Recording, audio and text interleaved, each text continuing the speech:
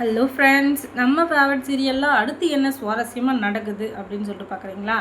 இந்த நாகூர் இருக்காங்க இல்லையா, வீட்டுக்குள்ளே நல்லவங்க மாதிரியே இருந்துக்கிட்டு ஆனால் வெளியே சரியான வேலை பார்த்துட்ருக்காங்க. இங்கே நடக்கிற எல்லா விஷயத்தையும் அந்த விஜய்கிட்ட யார் சொல்கிறாங்க அப்படின்னு சொல்லிட்டு இப்போ தான் அவளுக்கு தெரிய வருது. யாருன்னு பார்த்தீங்கன்னா, அந்த நாகு வந்து இவ்வளோ நாளாக ராஜிக்கும் நல்லவ மாதிரி இருந்துக்கிட்டு அவகிட்டையும் பணத்தை வாங்கிக்கிட்டு, இன்னொரு பக்கம் இந்த விஜய்கிட்டையும் பணத்தை வாங்கிட்டு அவங்களுக்கும் நல்லவளாக இருந்துக்கிட்டு, கடைசியில் 2 பேருக்குமே ஆப்பு வைக்கிற ஒரு ஆளாக தான் இருந்திருக்கா. அதை எப்படி கண்டுபிடிச்சாங்க அப்படின்னு சொல்லிட்டு பார்த்தீங்கன்னா, அவங்க தங்கச்சி இருக்கு இல்லையா, அந்த அதாவது மல்லியோட தங்கச்சி அந்த குழந்தைகிட்ட எப்போ பார்த்தாலும் உட்காந்து ஏதாச்சும் ஒன்று டிஸ்கஷன் பண்ணிக்கினே இருக்குது. நம்ம ரொம்ப நல்லவ அப்படின்றத காட்டிக்கணும் அப்படின்றதுக்காக இப்பயும் அதே மாதிரி தான் பண்ணிகிட்ருக்கா. அந்த பொண்ணுக்கிட்ட உட்காந்துக்கிட்டு என்னென்னவோ பேசிகிட்டு இருக்கா. அவங்க 2 பேரும் சந்தோஷமாக இருக்கணும், தனியாக இருந்தால் தான் சந்தோஷமாக இருப்பாங்கன்னு சொல்லிட்டு நானும் என்னென்னவோ பிளான் பண்ணேன். ஆனால் அது நடந்துச்சு. ஆனால் அதில் சில பிரச்சனைகள்லாம் வந்துச்சு. அதுக்காக நான் வந்து மறுபடியும் சும்மா இருக்க மாட்டேன், அவங்கள சேர்த்து வைக்கிறதுல உறுதியாக இருப்பேன் அப்படின்னு சொல்லிட்டு இப்படியெல்லாம் பேசிகிட்டு இருக்கா. அப்போ தான் அந்த பொண்ணுக்கு தெரிய வருது, நம்ம அண்ணி ரொம்ப நல்லவங்க, எப்போ பார்த்தாலும் நம்ம அக்காவை பற்றியும் நம்மளை பற்றியுமே யோசிச்சுட்ருக்காங்க. இப்படி ஒரு அண்ணி கிடைக்க நம்மெல்லாம் கொடுத்து வச்சுருக்கணும் அப்படின்னு சொல்லிட்டு அந்த பொண்ணு சந்தோஷமாக அப்படி நினச்சிட்ருக்கு. ஆனால் அது எல்லாமே பொய்ன்னு சொல்லிட்டு இன்னும் கொஞ்சம் நேரத்தில் தெரிய போகுது. அது என்ன அப்படின்னு சொல்லிட்டு பார்த்தீங்கன்னா, அந்த பொண்ணு எழுந்து வெளியே போனதுக்கப்புறமா மல்லியும் விஜயும் தோட்டத்தில் நின்று பேசிகிட்டு இருக்காங்க. அவங்களும் ஏதோ டிஸ்கஷன் பண்ணிகிட்ருக்காங்க. அதுக்கப்புறம் இந்த ஜன்னல் வழியாக நாகு வந்து யார்கிட்டயும் பேசிகிட்டு இருக்கிற மாதிரி இருக்குது. என்னடா அது, நம்ம தங்கச்சி வெளியே நின்றுட்டுருக்கா, வெண்பா கூட விளையாடிக்கிட்டு யார்கிட்ட பேசிகிட்டு இருப்பாங்க அப்படின்னு சொல்லிட்டு இவங்க போய் பார்த்தா அப்போ தான் தெரிய வருது, ராஜேஸ்வரி கிட்ட தான் பேசிகிட்டு இருக்காங்க. ராஜேஸ்வரி கிட்ட இருந்துக்கிட்டு, மேடம் நீங்களா, ரொம்ப நாளாச்சு உங்களை பார்த்தோம் அப்படின்னு சொல்ல, இல்லை இவ்வளோ நாளாக நீ பண்ணிகிட்டு இருந்த வேலை, யாருக்கும் தெரியாமல் பண்ணிகிட்டு இருந்த வேலை ரொம்ப சக்ஸஸாக முடிஞ்சு அவங்ககிட்ட என்னென்ன நடக்குது என்னென்ன பண்ணுறாங்கன்னு சொல்லிட்டு எல்லாத்தையும் என்கிட்ட சொன்னதுக்கு ரொம்ப சந்தோஷம். இப்போ இந்த பணத்தை வச்சுக்க, இதுக்கு மேலேயும் அவங்க என்னென்ன பண்ணுறாங்கன்னு சொல்லிட்டு நீ என்கிட்ட அப்டேட் கொடுத்துக்கினே இருக்கணும். அப்படி கொடுத்தீங்கன்னா கண்டிப்பாக உனக்கு பல மடங்கு எவ்வளோ வேணும்னாலும் நான் பணத்தை அள்ளி அள்ளி கொடுக்கறதுக்கு தயாராக இருக்கேன். ஆனால் நீ எனக்கு உண்மையான விசுவாசமாக இருக்கணும் அப்படின்னு சொல்ல, மேடம் நாங்கள்லாம் ஆக்டிங் பண்ணுறதுல ஆஸ்கார் அவார்டே வாங்கினோம் மேடம், இத்தனை நாளாக நான் நடிச்சிட்ருக்கேன்.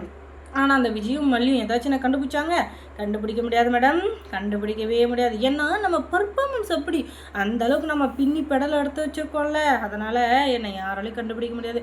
நீங்களும் எதுக்கு கவலைப்படாதீங்க. என்ன தான் இருந்தாலும் மல்லியும் சரி விஜயும் சரி என்ன அப்படியே ஒரு எப்படி சொல்கிறது, ஒரு தவளை வந்து நம்ம ஆற்றுல இருக்கோம் குளத்துல இருக்கோம் அப்படின்றதுனால நம்ம சேஃப்டியாக இருக்கோம்னு நினச்சிட்ருக்கோம்ல.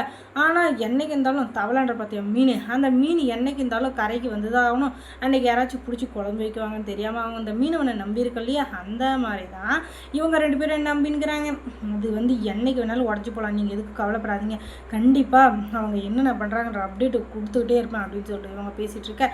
அது எல்லாத்தையும் பார்த்தா நம்ம மல்லியும் விஜயும், அடி பாவி இவ்வளோ பேர் கேட்க மாதிரியாடி நீ, இத்தனை நாளா எனக்கு தெரியாமல் போச்சு, ஆடா பாவிகளா, இவ்வளோ போய் நல்லவன் நினச்சிட்டு நீ அப்படின்னு சொல்லிட்டு விஜய் ஒரு பக்கம் மல்லி ஒரு பக்கம் தலையாக வச்சுக்கிறாங்க.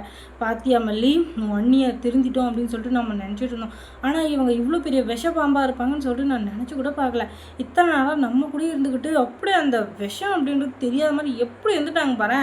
கண்டிப்பாக இதை மன்னிக்க முடியாது மல்லி, மன்னிக்கவே முடியாது. இப்போவே இப்போ என்னன்னு கேட்குறேன் பாருங்கன்னு. வேண்டாம், இப்போதைக்கு எதுவும் வேண்டாங்க. நம்ம இவங்களை சரியான பதிலடி கொடுத்து இவங்களை அன்பால் திருத்தணும். அதை விட்டுட்டு காய்ச்சி மூச்சுன்னு கத்தாதனால உங்களுக்கும் எந்த பலனும் இல்லை, எனக்கும் எந்த பலனும் இல்லை. அதனால் நான் என்ன சொல்கிறேன்னா, இப்போதைக்கு பார்ப்போம் இவங்க 2 பேரும் என்னென்ன பிளான் பண்ணுறாங்க, நமக்கு எதிராக என்னென்ன சதி பண்ணுறாங்கன்னு சொல்லிட்டு சரியான நேரம் சரியான விதம் வரப்போ இவங்க 2 பேரும் சரியான ஆப்பு வைக்கலாம் அப்படின்னு சொல்லிட்டு இவங்க 2 பேரும் பேசிகிட்டு இருக்காங்க. அதுக்கப்புறம் அங்கே வந்து அவங்க தங்கச்சிட்டுக்கிட்டு, நம்ம அண்ணி உன் மேலே எவ்வளோ பாசம் வச்சுருக்காங்க தெரியுமா அப்படி இப்படின்னு சொல்லிட்டு அளந்து விட, ஆமாம் அப்படி இப்படின்னு சொல்லிட்டு அவகிட்டையும் ஒரு சமாதானத்தை பண்ணிவிட்டு, என்ன பண்ணுறது சின்ன பொண்ணு இல்லையா, அவகிட்ட எதுவும் சொல்லக்கூடாதுன்றதுக்காக அவங்க அண்ணியை நல்லவ மாதிரியே இவங்களும் காட்டிக்கிறாங்க. என்ன பண்ணுறது, எதுவும் சொல்ல முடியாது அப்படின்றதுக்காக. அதுக்கப்புறம் அந்த பொண்ணு இருந்துக்கிட்டு வெண்பா கூட சந்தோஷமாக விளையாடி பேசி ஆடிட்டுருக்கு. அதுக்கப்புறத்துல இந்த ராஜி வந்து ஃபோன் பண்ணி விஜய்கிட்ட வந்து சொல்கிறான், உன் அண்ணியை நல்லவன் நினச்சிட்ருக்கா, ஆனால் அவள் பணம் கொடுத்தவொடனே என் பக்கம் திரும்பிட்டா, இதெல்லாம் உண்மை அப்படின்னு சொல்லிட்டு நான் சொன்னாலும் நீ நம்ப மாட்டா, அது எனக்கு தெரியும், ஆனால் இது எல்லாமே உண்மை தான் அப்படின்னு சொல்லி இவங்க அடித்து சொல்ல, ஆனாலும் விஜய் வந்து அதை நம்பவே மாட்டா அப்படின்னு சொல்லிட்டு வராங்க. அவள் இவ்வளோ பெரிய ஃப்ராடாக இருந்தாலும் ஏன் அவளை நம்புற அப்படின்னு சொல்லிட்டு பார்த்தா அதுதான் நம்பிக்கை அப்படின்னு சொல்ல, அதுக்கப்புறம் தான் அவருக்கு ஃப்ளாஷ்பேக் இதெல்லாம் ஞாபகம் வருது. இந்த ராஜி நம்மக்கிட்ட ஏற்கனவே எச்சரிக்கை பண்ணா, ஆனால் நம்ம தான் அதை புரிஞ்சிக்கல அப்படின்னு சொல்லிட்டு, என்னதான் ஒரு ஒரு சில டைமில் எதேதோ சொல்லி நம்மளை புரிய வைக்க பார்த்தாலும் நம்ம மைண்டு வேறு எங்கேயாச்சும் போகும்ல. அதனால தான் அங்கே என்ன நடக்குதுன்னே தெரியாமல் இவர் கண்மூடித்தனமாக நம்பிட்டுருக்காரு. இதனால தான் சில இடத்துல சில சறுக்கல்கள், சில தடங்கல்கள் அது எல்லாமே வந்திருக்கும். அது யோசிக்கிறதுக்கு கூட டைம் இல்லாத கடந்து வந்திருக்காங்க. ஆனால் இனிமேல் எல்லாமே சரியாக நடக்குமா அப்படின்றத நீங்கள் தெரிஞ்சுக்கணுன்னா நம்ம சேனலை சப்ஸ்கிரைப் பண்ணுங்கள்.